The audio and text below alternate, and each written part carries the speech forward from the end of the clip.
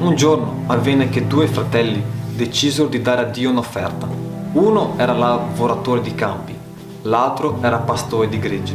La Bibbia dice che Dio accettò l'offerta di uno e rifiutò l'offerta dell'altro. La domanda è perché? Perché ci sono alcune offerte che Dio accetta e altre Dio rifiuta? La risposta è semplice. La Bibbia dice che nell'offerta di Abele conteneva la primizia, ma non specifica contenere la primizia l'offerta di Caino.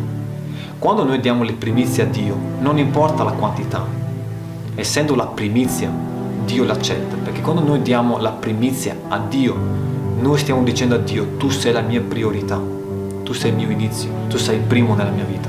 Questo è il motivo per cui Dio non accetta molte offerte che le persone danno, perché molte persone preferiscono dare le offerte come fece Caino, di dare un po' a caso, oppure di aspettare di avere tanto per poi dare. Abele fece il contrario.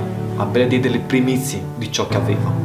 Quando in un gregge nascono i primi agnelli, è impossibile sapere quanti agnelli nasceranno ancora.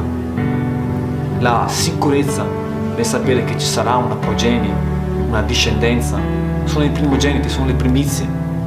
Quando Abele diede le primizie del suo gregge a Dio, lui stava dando tutto ciò che era di sicuro. Questa è la differenza. Vuoi che Dio accetti le tue offerte? Dai la primizia a Dio.